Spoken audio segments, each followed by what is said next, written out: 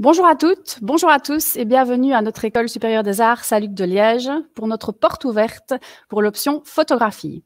Je m'appelle Laurence Renders, je travaille au service administratif, plus précisément à l'accueil. Nous aurons l'occasion de nous rencontrer lors des inscriptions. Alors, si vous utilisez la plateforme Livestorm pour la première fois, voici tout de suite une petite vidéo explicative. Bonjour à toutes et tous.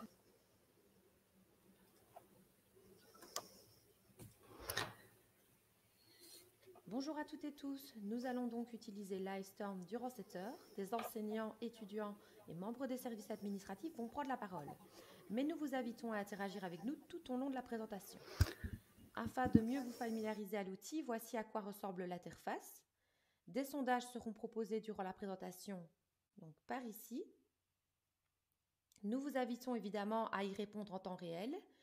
Dès que le petit rond rouge s'affiche, cela signifie qu'un nouveau sondage est disponible. Il vous suffit de cliquer sur votre choix et de soumettre votre vote.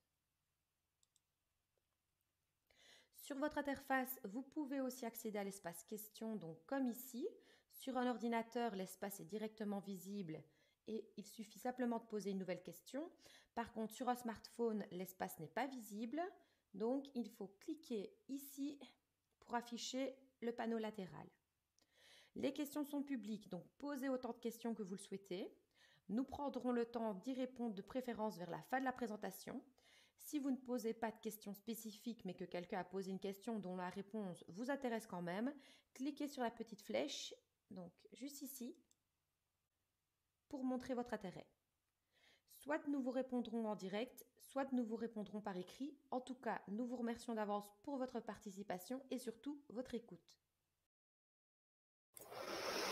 Voilà. Alors, avant de passer la parole aux enseignants et aux étudiants de la section photographie, quelques informations générales sur notre école. Nous accueillons chaque année plus de 1000 étudiants répartis sur 10 sections. 6 types courts, des bacheliers en 3 années et 4 types longs, donc bachelier plus master en 5 années. Il y a également l'agrégation en partenariat avec l'Université de Liège. Les services administratifs se situent au premier étage du bâtiment central et vous trouverez donc l'accueil qui est là pour répondre à vos questions et éventuellement vous réorienter si besoin. Le service étudiant qui gère les dossiers administratifs. Le service d'aide à la réussite. Le service international si vous souhaitez partir en Erasmus. Le service social pour toutes les aides financières, mais également pour un soutien ou une écoute si besoin. Et le conseil étudiant qui prendra contact avec vous dès la rentrée. Alors, plusieurs endroits sont également à votre disposition sur le campus, tels que la cafétéria, plat chaud, plat froid, boissons à prix démocratique, une bibliothèque, un centre photo et copie avec prêt de matériel et une petite salle informatique à votre disposition, l'atelier polytechnique et ses nombreuses machines, et également la récupérathèque pour vos travaux étudiants. C'est du matériel donc des récupérations. Alors, pour les inscriptions, 3 étapes importantes. La première, se préinscrire en ligne sur notre site internet à partir du mois de mai. Ensuite, prendre rendez-vous pour venir déposer votre dossier en présentiel à l'école, fin juin, début juillet ou fin août, début septembre. Peu importe l'ordre d'arrivée, nous prenons les inscriptions de la même façon, le nombre n'est pas limité. Et enfin, réussir l'épreuve d'admission qui aura lieu les 7 et 8 septembre. L'épreuve d'admission vise avant tout à évaluer le potentiel et la motivation de l'étudiant à intégrer la formation. Elle est obligatoire pour valider votre inscription, mais il n'y a pas de prérequis nécessaires. Alors, pour vous préparer au mieux, vous trouverez sur notre site internet les consignes par section de préparation qui seront mises à jour au mois de juin dans l'onglet « Épreuve d'admission ». Après votre inscription, vous recevrez une adresse mail étudiant et votre accès à l'intranet sur lequel vous trouverez tout au long de l'année des informations importantes telles que les horaires d'examen, horaires de cours, professeurs absents, etc. La rentrée des premières années aura lieu le 14 septembre et vous recevrez dans les jours qui suivent un memento, papier, un agenda afin de mieux organiser votre année. Voilà, je laisse maintenant la parole aux professeurs et aux étudiants de la section photographie. Bonjour à tous, donc je m'appelle Olivier Corny, je suis prof d'atelier en bac 2 et bac 3. Avec nous, Alain Van Nekran, collègue de prof d'atelier studio en bac 2, et Abel et César, deux étudiants de bac 2. Donc voilà, on va... j'ai un écho. On va vous présenter un peu la section, ce qu'on y fait à travers le partage d'une page qui est en fait qui regroupe les travaux qui ont été faits l'année passée dans les différents ateliers. Voilà, merci César. Donc chaque année, enfin la première et la deuxième année se divisent en 3 cours d'ateliers différents. Il y a un atelier reportage. Donc cette page est disponible. Je vais peut-être partager le lien. Oups. Je vais faire ça ici. Je ne sais plus comment on fait. Pardon. Donc, où j'en étais les ateliers. Donc, en première, César, tu peux remonter peut-être sur les blocs 1 reportage pour montrer un peu les travaux qu'ils ont faits. Donc, c'est du documentaire, du reportage sur la ville, sur le réel. C'est vraiment du reportage. Puis, il y a un autre atelier qui est l'atelier de recherche artistique, dans lequel on est plus axé sur une recherche. On travaille aussi sur de la mise en page, du fanzine, de la création. Et puis, un atelier studio, dans lequel vous aurez... mais ça, Alain, on parlera peut-être mieux que moi par rapport au cours de bac 2 en atelier, qui est du studio plus pur et plus technique. En bac 2, le travail est plus, enfin la répartition est plus ou moins identique, c'est-à-dire qu'il y a aussi un atelier de recherche artistique, un atelier documentaire et un atelier studio. Et en bac 3, ça fonctionne un peu différemment, c'est-à-dire que les ateliers sont communs. Il y a encore 3 profs d'atelier, mais les étudiants sont amenés à travailler principalement sur leur travail de fin d'études et donc à creuser la veine qui leur plaît le plus. Ça peut être évidemment du studio, du documentaire, plus un atelier de recherche, plus un travail plastique. Donc ça, c'est un peu comment fonctionne la section dans les 3 années. Et donc, ce sont pour les cours d'atelier que vous avez bien évidemment, en plus de vos cours théoriques. Donc, vous pouvez voir le programme sur le site. Alain, par rapport au studio, peut-être? Alors, donc en fait, oui, pour compléter un petit peu ce que vient de dire Olivier, il faut bien savoir que chez nous, dans notre section, avant de parler du studio, dans notre section photo, on n'est pas comme dans certaines écoles totalement spécialisées en reportage ou des trucs ainsi. Donc on est assez ouvert dans tous les styles de photographie, que ce soit aussi bien reportage que studio, que photo plus artistique et plus expérimentale.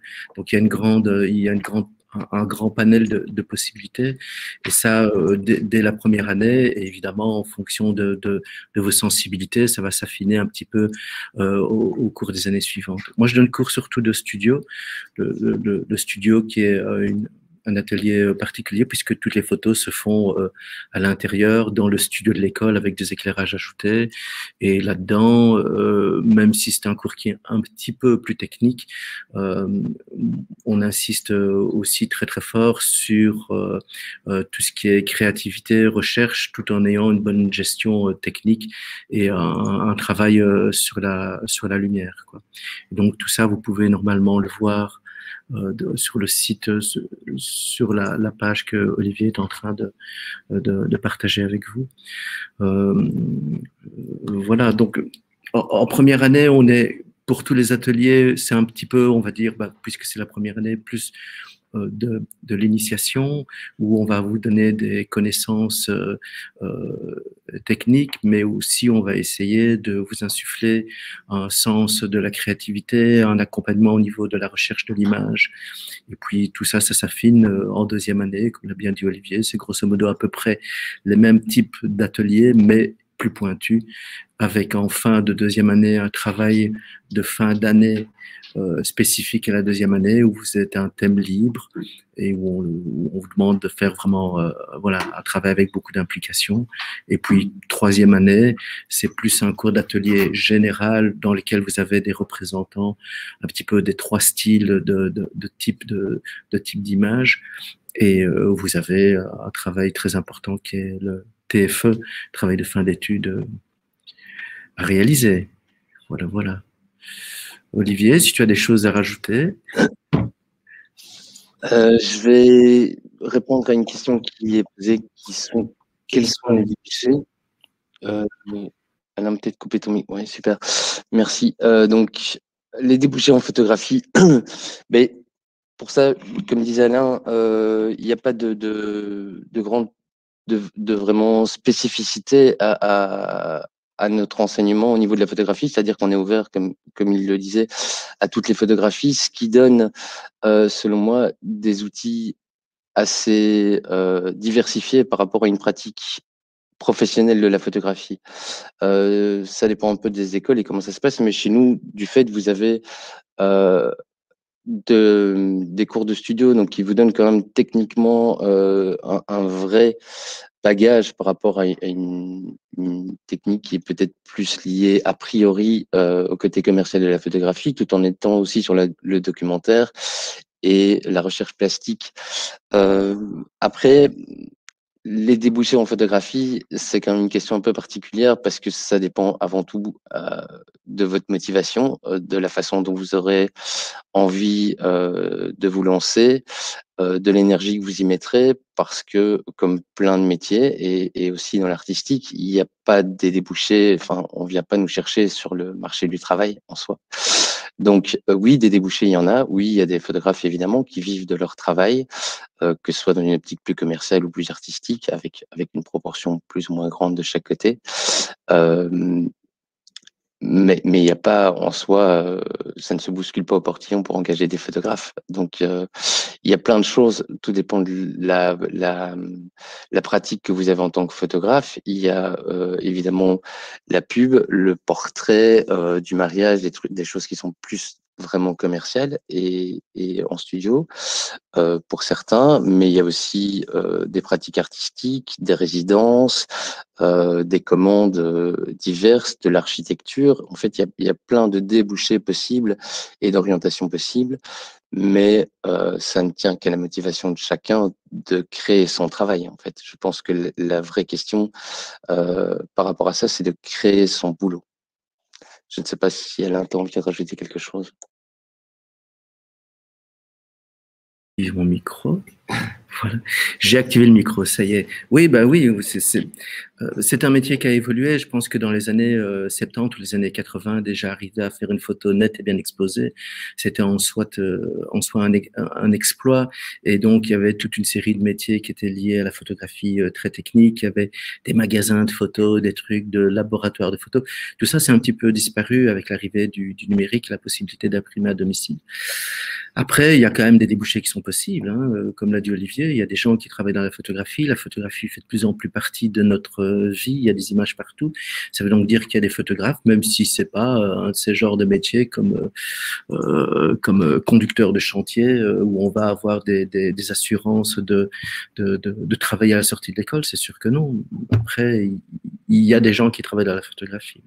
Moi, tant que je voudrais aussi répondre à une étudiante, à quelqu'un qui me demande, qui a déjà visiblement de l'expérience en photo, qui aurait fait déjà des études de photo, si c'est Maëlys, si ce qu'elle pourrait apprendre de plus ici.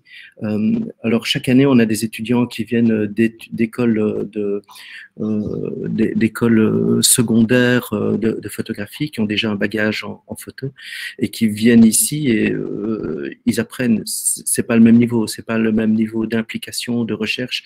On va plus loin dans tous les cours. Je connais bien les profs qui donnent cours à Saint-Luc secondaire, par exemple, et c'est une vraie complémentarité. Je pense pas qu'un étudiant qui a fait des études ici n'apprend qu'il y a des étudiants qui ont fait des études en secondaire n'apprennent rien ici. On va beaucoup plus loin au niveau de l'application, que ce soit par exemple dans mon cours en studio ou dans tous les autres cours, en tous les cas en profondeur, c'est autre chose au niveau du travail. Voilà.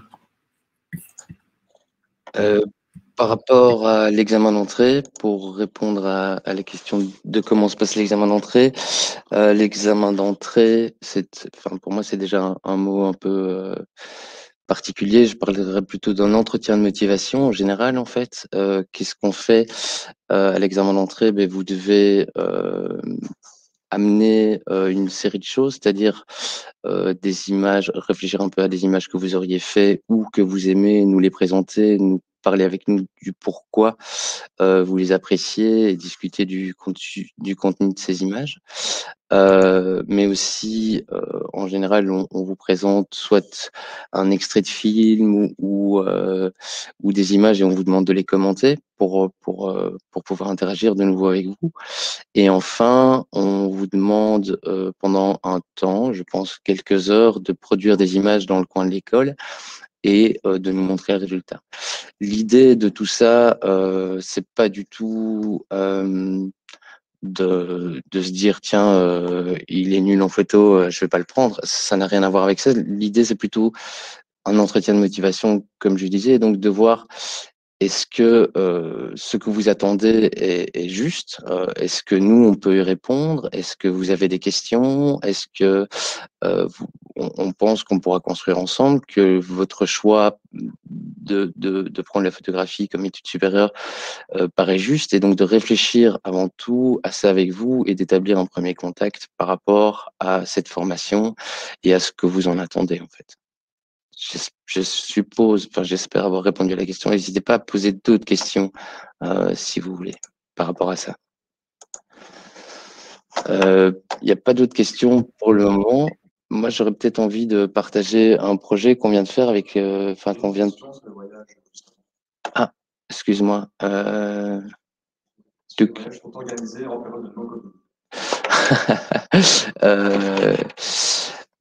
Je vais répondre à ça. En fait, par rapport au voyage, donc il y a des voyages qui sont organisés, ça dépend un peu des années, des projets. En période de non-Covid, il y a de toute façon un voyage qui est organisé en bac 2 d'une semaine. Il a été fait pendant 2 années consécutives. C'est à l'initiative de Brigitte Grenier, une de vos profs d'atelier, documentaire en bac 2. Et l'idée, c'est donc de partir ensemble une semaine pour produire un travail. Dans ce cadre-là, c'était à Cracovie, donc d'avoir également des échanges avec des étudiants là-bas sur place, etc. Donc ça, c'est une chose. Et puis, une deuxième chose, suivant les années et les projets et comment ça se passe, on crée d'autres projets, peut-être moins de voyages ou moins lointains. Mais à titre d'exemple, donc avec les bac 3 qui sont sortis l'année passée, ils ont été passés une semaine d'immersion dans un centre de demandeurs d'asile à Manderfeld, près de Saint-Vith, donc en Belgique. Et le fruit de ce travail vient, à cause du Covid, ça aurait dû être fait l'année passée, d'être exposé au Chirou. Et donc, ils ont donc passé une semaine sur place. Ils ont produit un travail, chacun avec sa sensibilité. L'idée était qu'il y ait de la place pour toutes les sensibilités et les manières de faire. Donc, il y a des gens qui ont pratiqué du documentaire pur, d'autres des travaux beaucoup plus personnels. Il y a du studio qui a été fait beaucoup sur place. On avait pris le matériel qu'il fallait avec. Et puis aussi des ateliers participatifs, par exemple, avec les résidents. Et le fruit de tout ça, c'est donc une expo qui a été faite, enfin 2 expos, au Chirou à la Cité Miroir, et puis un livre qui a été fait. Donc, l'idée ici, c'est que les étudiants ont été pendant une semaine travailler là-bas. Et c'est vraiment eux, en fait, c'est devenu leur projet. C'est eux qui ont décidé de créer ces expos et ce livre. Donc, ils ont travaillé le projet de bout en bout. Ils ont fait les images. Ils ont créé un crowdfunding pour trouver des moyens financiers en plus d'une recherche de sponsoring pour faire le livre et les expos. Ils ont fait la scénographie des expos. Ils ont fait les tirages. Ils ont travaillé à l'editing du livre, donc au choix des images. Et le livre a été fait en collaboration avec des étudiants de communication visuelle et graphique qui ont fait toute la mise en page. Donc, c'est un vrai projet complet qui peut vous donner aussi des idées de projets qui peuvent naître dans la section. Donc, voilà, je passe la main à... Alors, je vois qu'en question, il y a plusieurs personnes qui demandent s'il faut un matériel spécifique. En fait, surtout si vous envisagez de vous inscrire ici, n'achetez rien au préalable. On vous explique tout ça lorsque vous avez passé votre rencontre avec nous en septembre. Il faudra évidemment un appareil photo, c'est pas fourni par l'école, mais c'est assez simple de se procurer tout ça. Après, en termes de budget de matériel photo, on a des étudiants qui sont plutôt confortables financièrement ou qui vont se ruiner à vie pour acheter du matériel photo de gamme.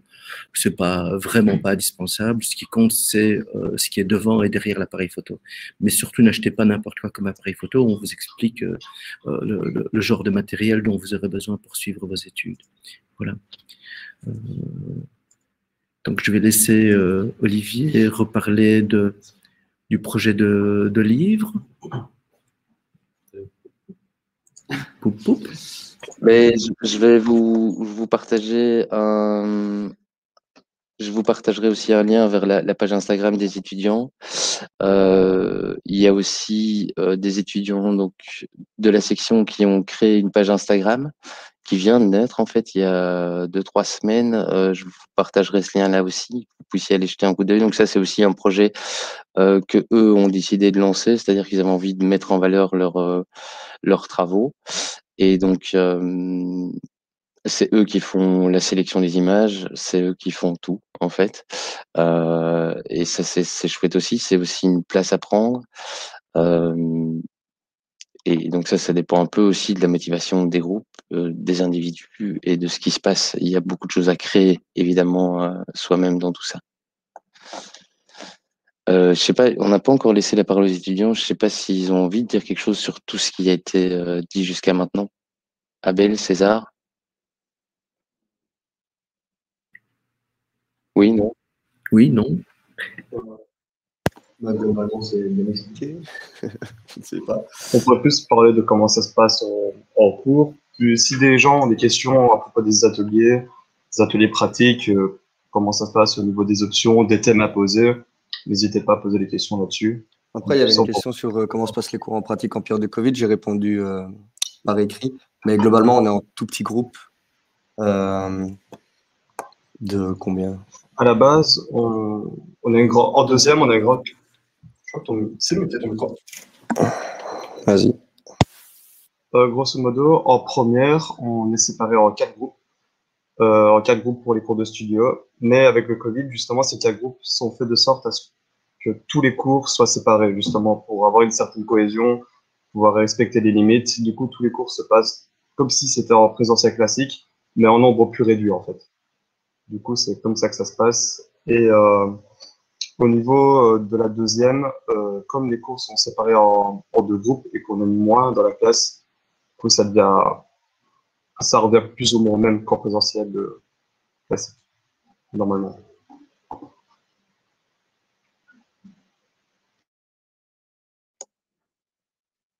Autre chose à propos du fonctionnement, quoi, ok, ça va?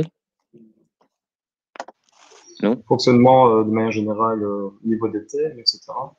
Donc, comment ça se passe? Donc, en fait, on donne des thèmes et on laisse on essaie de laisser pas mal de créativité, de liberté aux étudiants. En tous les cas, la liberté se développe vraiment d'année en année. Autant, je dirais que la première année, c'est relativement cadré ce qu'on demande de faire, pour aller dans une deuxième année où on laisse plus d'initiative, plus de liberté de mouvement aux étudiants en deuxième, et pour finalement arriver en troisième, où là, on les pousse vraiment à une forme de liberté, où nous, on intervient, mais d'une manière beaucoup plus lointaine. Enfin, j'imagine que voilà, on a 2 étudiants qui sont ici, j'imagine que c'est ce qu'ils ressentent. En tous les cas, c'est ce qu'on essaye de faire. En première année, vous allez quand même surtout, on m'entend là? Ouais. Vous allez surtout voir les bases. Donc, pour ceux qui viennent de Saint-Luc, globalement, vous allez avoir une petite mise à niveau, mais vous allez avoir des thèmes qui sont différents de la secondaire, pour la plupart. Après, en deuxième, on va vraiment essayer de vous inculquer une manière de travailler et d'aller voir un peu plus loin, de raconter plus des histoires et d'être un peu plus professionnel, entre guillemets. Donc, la formation est quand même bien. Après, moi, je suis qu'en deuxième, donc j'attends de voir la troisième. Mais la formation est quand même bien et par rapport à Saint-Luc secondaire, vous apprendrez quand même plus de choses que si vous avez déjà une formation photographique. Alors, il y a quelqu'un qui nous pose des questions sur si on fait que de la photo numérique. En fait, en première, je pense que le numérique sera un peu plus simple si on débute la photographie pour être plus à l'aise avec le matériel, de ne pas devoir attendre, de devoir développer pour savoir si les photos correspondent techniquement, etc. Mais du moment où vous êtes à l'aise avec votre boîtier, si vous voulez faire de l'argentique sous n'importe quelle forme, ça peut partir du jetable, ça peut partir au format 6.6 par exemple, ou voire même aux chambres techniques si vous en possédez une. C'est vraiment, vous avez une possibilité en termes de matériel, vous pouvez faire ce que vous voulez. Et même pour vos projets de fin d'année, pour le TFA et le TFE, c'est une approche totalement libre. Donc voilà, c'est ce que les profs rechercheront justement, de savoir pour quelles raisons vous voulez utiliser un certain matériel. Ça peut être de l'expérimentation, ça peut être tout simplement une approche un peu plus symbolique, par exemple avec le jetable, le fait qu'on doit à chaque fois en reprendre à nouveau, etc. Ça peut être n'importe quoi. Voilà, pas de matériel évoqué spécialement, quoi. Donc oui, pour revenir sur ce que Abel disait, on va dire que le numérique reste malgré tout le standard, hein, le classique, la référence dans les études en photo actuellement, mais qu'on n'est pas du tout fermé à l'argentique, puisque là, par exemple, on va organiser en principe un atelier qui va durer une semaine sur l'initiation à l'argentique. Le numérique reste le point de repère, puisque c'est malgré tout la vraie vie. Après, on est tous aussi sensibles à l'argentique, et si des étudiants sont intéressés par l'expérimentation argentique, on fait tout ce qu'on peut pour les aider. On a du matériel pour les aider après ça. Je vois aussi qu'il y a une question qui est posée concernant atelier, studio, reportage. C'est Youmane qui pose la question. Est-ce qu'on développe tout sur les 3 ans? C'est surtout première et deuxième année, et troisième année. En fait, on a des profs référents là-dedans, mais la troisième année est plus essentiellement consacrée à un TFE. Voilà. Donc, voilà, première année, on a vraiment du studio, du reportage, de la vidéo, de la photographie, documentaire, du portrait, donc des cours, on va dire un peu, de la photographie un peu structurée. On n'a pas de photographie de sport, par exemple, parce que la photographie, c'est un domaine vraiment très, très large. On peut pas tout balayer, mais on balaye suffisamment large pour que, en principe, on n'a pas de photographie animalière non plus, enfin des trucs ainsi, mais on essaie de balayer suffisamment large en tous les cas en première année pour que tout le monde puisse trouver un petit peu, savoir sa direction, et comme on l'a dit tantôt, en deuxième année, on affine un petit peu ça en ayant des exigences plus élevées et en poussant les étudiants à développer un peu plus leur style de photographie. Voilà. Je vais répondre à la question en ce qui concerne les stages. Donc oui, il y a un stage prévu dans le cursus en bac 3. Donc pour revenir à la bac 3, donc qui est cette année un peu spécifique où tous les ateliers en fait sont groupés, où l'étudiant est appelé à se consacrer à son travail plus personnel dans une direction qu'il a choisie. C'est vraiment l'idée principale de la Bac 3 tout au long de l'année, suivant s'il y a d'autres projets, mais principalement de se consacrer sur son TFE, mais aussi au cours de cette 3e année, il y a ce stage d'1 mois en fait qui est fait et pour lequel c'est l'étudiant qui choisit qui cherche et qui trouve son lieu de stage dans lequel il peut aller enrichir ou débuter de créer un lien avec le monde professionnel. C'est vraiment une étape très très importante dans le cursus. Donc oui, il y a un stage prévu dans ce cursus. Une autre question que j'avais vue par rapport au master. Donc oui, il y a des possibilités de faire des masters, mais pas chez nous en termes de photographie. Donc il y a des possibilités de faire des masters chez nous dans d'autres sections avec des passerelles. Donc il y a des étudiants qui font des masters en communication visuelle et graphique, dans lequel il y a plusieurs masters, édition, identité et design social. Et puis sinon, il y a aussi possibilité évidemment de faire des masters ailleurs, dans d'autres écoles. Est-ce que ça a une utilité? Je crois que ça, c'est vraiment une question qui concerne un peu chacun, par rapport à sa vie, ses possibilités, qu'elles soient financières ou de temps simplement, et surtout par rapport à un besoin qui est celui de chacun, d'avoir envie de prolonger cette recherche qu'il aura fait ici pendant ces 3 ans de bac, quoi. Est-ce qu'il y a d'autres comment se passent les cours avec la situation actuelle? Je crois qu'on a déjà parlé un petit peu. Il se passe plutôt bien. On fait tout ce qu'on peut. On a la chance, en tant que cours d'atelier et cours pratique, de pouvoir continuer en présentiel. On essaye de garder un aspect collectif au cours, ce qui dans la période actuelle est quand même, à mon avis, assez important. Et donc on doit juste limiter les groupes en partie, et donc plutôt scinder les groupes en bac 2, en bac 3 et faire par exemple 2 groupes plutôt qu'en avoir qu'un seul, ce qui crée une autre dynamique mais qui n'est pas si mal en fait. Donc voilà, on s'adapte du mieux possible à tout ça et ça fonctionne plutôt bien. Je pense que les étudiants pourront mieux répondre que moi. Justement, par rapport à cette question, ce qui se passe avec la situation actuelle, justement, comme les groupes sont séparés, dans les cours d'atelier, comme on fait généralement des mises en commun avec des travaux, généralement on imprime les photos avec des tirages de lecture, donc très petits, style photo d'identité, voire même un peu plus grand. On met tous sur une table et du coup les étudiants du groupe regardent les photos, on sélectionne tous ensemble les photos qui marchent le mieux, on enlève celles qui marchent le moins, ou alors on essaie de faire des sélections, on fait des associations. Et ça nous permet d'avoir une certaine cohésion, on va dire, dans la classe, justement. Alors qu'en groupe un peu trop grand, tout le monde n'a pas spécialement le temps de montrer ses tirages, de montrer des photos sur ordinateur, alors que là, ici, justement, avec la séparation du groupe, il y a du temps vraiment pour tout le monde, où chacun se concentre vraiment sur la personne qui monte son projet. Donc voilà, en ce moment, ça se passe plutôt bien, on va dire. En tout cas, on a la chance de pouvoir avoir des cours en présentiel. Donc voilà.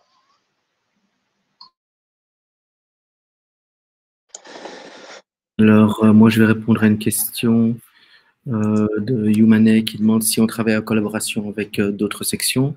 Oui, même si pour l'instant, avec le Covid, évidemment, c'est pas le plus simple. Mais par exemple, en studio, en 2e année, on fait une collaboration avec la pub, où les étudiants de pub font un projet et les étudiants en photo en studio doivent réaliser la photo qui va accompagner le projet. Il y a aussi des collaborations en termes de mise en page, notamment pour le genre de livres que Olivier vous a montré.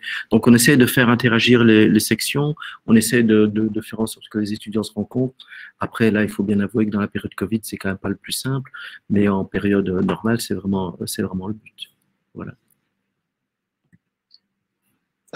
Par rapport à ça, par exemple, il y a ce livre que je vous montrais. C'est le premier livre d'une maison d'édition qui est née ici à Saint-Luc, qui s'appelle Outremuse Édition, qui est un projet à la base des étudiants de CVG, donc de communication visuelle et graphique. Et donc ici, on va renouveler l'expérience avec les Bac 2, justement, qui ont fait un travail dont la thématique était Bavière, donc qui est le quartier en fait autour de l'école sur lequel il y a un énorme chantier.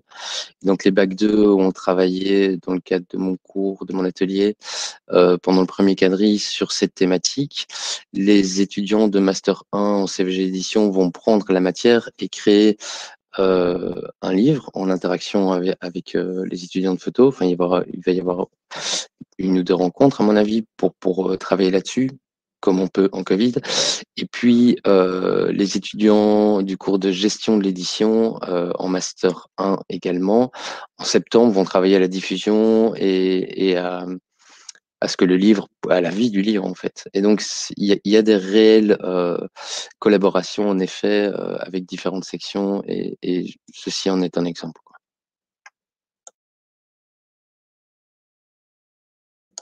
Je vois aussi qu'il y a une réponse quant au taux de réussite de l'examen à l'examen d'entrée. Donc, je vais vraiment revenir sur ce n'est pas un examen d'entrée. Enfin, il est dit examen d'entrée, mais il faut vraiment essayer de casser un peu cette image, je pense. C'est un entretien de motivation. Et donc, le taux de réussite est très, très, très, très bon. Voilà. Enfin, c'est vraiment un échange. Voyez ça comme un échange. Peut-être que du fait que les étudiants peuvent plus parler de leur expérience de l'examen d'entrée que moi en tant que prof, mais moi je vois vraiment ça personnellement et nous en tant que prof, on voit ça comme un échange avec vous sur ce que vous attendez et ce qui se passe en fait, ce qui va se passer pendant votre cursus, quoi. Les étudiants, quelqu'un par rapport à ça? L'examen d'entrée. L'examen d'entrée, c'est comme M. Cornil dit, c'est vraiment, on discute avec vous, voir votre motivation. Comme il dit, il n'y en a pas beaucoup qui sont refusés. Moi, j'en ai jamais vu en tout cas. Mais si vous êtes vraiment motivé et que vous aimez bien ce que vous faites, vous serez là, vu qu'on refuse globalement personne. Donc, pas de panique, faites juste ça bien et tout ira bien. Oui, moi je voudrais bien insister, cet examen d'entrée, il porte pas bien son nom. Notre but dans cet examen d'entrée, comme on l'appelle officiellement, c'est vraiment de vous rencontrer et d'être sûr que vous ne vous trompez pas d'endroit. Donc commence pas à faire des sélections, à prendre les 10 meilleurs ou quoi comme. Franchement, ça n'a pas du tout lieu d'être ici. Il n'y a pas besoin d'avoir de prérequis. Donc pour faire ce fameux examen d'entrée, entre guillemets, vous n'avez pas besoin d'avoir des connaissances photographiques puisque vous êtes ici pour apprendre la photo. Et donc ce qu'on veut surtout, c'est vous rencontrer, c'est discuter avec vous, voir si vous êtes motivé. Évidemment, si vous n'êtes pas motivé, ça va aller moins bien. Et surtout voir si vous n'allez pas vous tromper d'option, de direction ou quoi. Donc le taux de réussite est très élevé. Contrairement à ce que pense César, on en a déjà refusé. Mais c'est assez rare en fait. Voilà, il n'y a pas besoin, il n'y a pas de compétition, il n'y a pas besoin d'avoir. C'est pas parce qu'on a fait de la photo auparavant qu'on sera favorisé par rapport à quelqu'un qui n'a jamais fait de photo et vice versa. Il faut juste être passionné par l'image, s'intéresser à l'image et être sûr que c'est la bonne voie. C'est ça vraiment le but. Donc c'est vraiment une rencontre plus qu'un examen où on va prendre les 10 meilleurs. Il n'y a pas de ça. Voilà. Et pour continuer là-dessus, par rapport, moi je pense la meilleure façon de se préparer à l'examen d'entrée, mais surtout en fait à vos études en photo, c'est d'être curieux. C'est vraiment pour moi la meilleure qualité d'un étudiant, à part le fait qu'il travaille. Et donc, et quand je dis être curieux, en fait, il y a plein de manières de le faire, mais ça dépend un peu des pratiques de chacun, comment il vit ça, mais je vous inviterai vraiment à aller voir des expositions physiques au musée de la photographie, que ce soit de Charleroi ou Anvers ou dans tout autre lieu que vous pourrez trouver, il y en a plein, mais aussi à regarder des livres. Il y a plein d'endroits où vous pouvez voir des livres dans des librairies, mais regardez aussi des travaux d'auteurs. Donc voilà, il y a des questions de pratique. Je sais que vous regardez tous en général beaucoup d'images, mais peut-être plus virtuellement que physiquement. Quand je parle de curiosité, c'est vraiment d'aller voir des travaux d'auteur et ce que ça implique. Qu'est-ce que c'est? Quelles sont des démarches sur la longueur et pas juste des images uniques? Parce qu'en fait, la question, je pense parfois du virtuel et du réel, c'est que dans le virtuel, on voit beaucoup d'images uniques, mais elles ne vont pas forcément creuser. Donc, la curiosité, vraiment, et le travail. Il y avait une question qui était posée par rapport aux prérequis. Pour moi, ce sont les seuls prérequis qui sont nécessaires pour faire ces études. Une chose qui pourrait être intéressante aussi, avant de faire l'examen d'entrée, pour avoir une certaine base, c'est peut-être s'intéresser un petit peu à une petite partie de l'histoire de la photo. Un peu comment ça a commencé pour contextualiser la photographie au-delà du portrait, de la photographie de commande. Vu qu'ici, on met beaucoup l'accent sur sur le côté artistique, comment dire, le style, le fait de faire parler une image. Peut-être s'intéresser justement sur, comme ce qu'on le disait avant, de s'intéresser à des auteurs qui vont vous permettre de un peu comprendre aussi comment les photographes viennent à penser leur projet, leur vision du monde au travers de leur photographie. Parfois, c'est un peu sur cet accent-là sur ça qu'on va mettre l'accent justement. Donc voilà, pour vraiment être à l'aise avec l'examen d'entrée, de savoir même plus particulièrement ce que vous voulez faire, l'approche que vous aimez, de pouvoir poser des mots dessus sur votre approche, de savoir même tout simplement qu'est-ce qui vous attire dans une image. Ça peut être au niveau des lumières, ça peut être au niveau de la composition, parfois ça peut être les personnes que vous rencontrez. Essayez de déterminer un peu ça et ça vous permettra aussi, voire même vous, de trouver votre style et d'être un peu plus à l'aise, même si vous n'avez pas la technique. Ça, c'est pas le plus important. Le but étant d'avoir les idées et d'après de pouvoir le mettre en œuvre au fur et à mesure. Et si on voit que en tout cas, c'est comme ça que j'ai perçu l'examen d'entrée, en tout cas, où on voit la détermination, on ressent les idées qu'on veut mettre et qu'on sent qu'il y a certains freins et qui, pendant tout le cursus, vont permettre justement de débloquer ces freins, en fait, de pouvoir débloquer une nouvelle capacité, justement. Voilà, voilà. Alors, je vois que certaines personnes posent des questions concernant la vidéo. Ça a déjà été répondu. On a une option, on a des cours de vidéo en 2e et 3e année. On peut filmer, ça reste une école de photographie, mais la vidéo fait vraiment partie aussi du cursus. On a même des TFE, donc des travaux de fin d'année, qui sont réalisés en vidéo.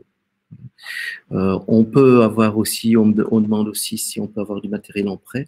On peut avoir du matériel en prêt, mais c'est du prêt, comment dire, du prêt occasionnel. On ne va pas vous prêter un appareil photo pour faire vos études pendant toute l'année ou un objectif pour faire vos études pendant toute l'année. C'est du dépannage ou bien c'est du truc pour expérimenter pendant 15 jours, 3 semaines. On peut prêter aussi du matériel d'éclairage de studio, mais là à nouveau c'est un prêt pas sur toute l'année. Donc vous devez, comme on l'a dit tantôt, vous devrez avoir un appareil photo et ça on pourra vous donner le type d'appareil photo en début d'année pour être sûr de ne pas faire des achats inutiles.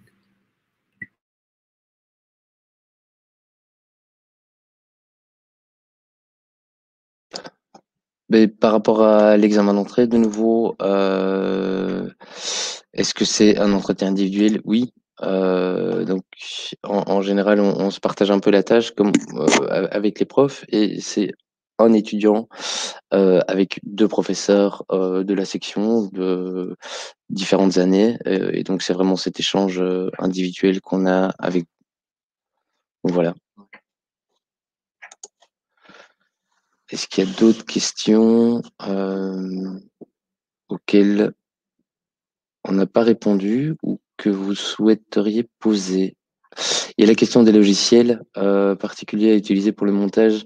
La question, c'est pas vraiment par rapport au montage, c'est plutôt par rapport à une pratique générale de la photographie. Évidemment, on est beaucoup sur du numérique, donc Photoshop, Lightroom, évidemment, et puis tout programme connexe desquels on pourra avoir besoin, comme InDesign pour de la mise en page, notamment, en effet, mais aussi, je sais, Alain, et ça, je vais peut-être te laisser répondre aussi, que par rapport à ça, il y avait eu Capture One aussi, enfin des programmes plus spécifiques à des prises de vue. Oui, donc voilà, au niveau des logiciels, on vous tient informé de ça en début d'année. De toute façon, on n'avait pas comme on l'a bien dit tantôt, vous ne devez pas connaître ça avant de commencer les études. Mais oui, il y a quelques logiciels qui sont un petit peu spécifiques, notamment essentiellement des logiciels qui tournent autour de Adobe. Mais là, par exemple, l'école propose un pack pour avoir tous les logiciels à vraiment un prix très compétitif. Et puis, suivant les années en studio, par exemple, moi, je fais travailler les étudiants avec un logiciel spécifique qui est Capture One, mais que vous ne devez pas spécialement avoir, qui est installé sur les machines de studio. Donc, voilà, il y a des logiciels à connaître puisqu'on travaille en numérique. Et donc, le numérique, ça passe par les logiciels, mais ça, on est là pour vous les apprendre. Vous ne devez pas connaître ça au préalable. Aurons-nous nos comptes Adobe créés à l'école ou non? Comme je viens juste de le dire là à l'instant, il y a un compte Adobe qui est organisé par l'école et vous ne devrez pas créer votre propre licence, ça vous coûte moins cher en passant par l'école. Voilà. D'autres questions?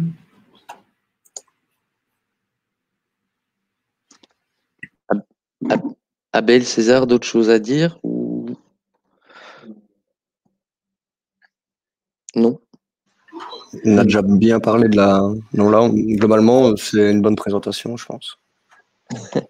Après, ça dépend. On a quand même parlé de pas mal de sujets, mais...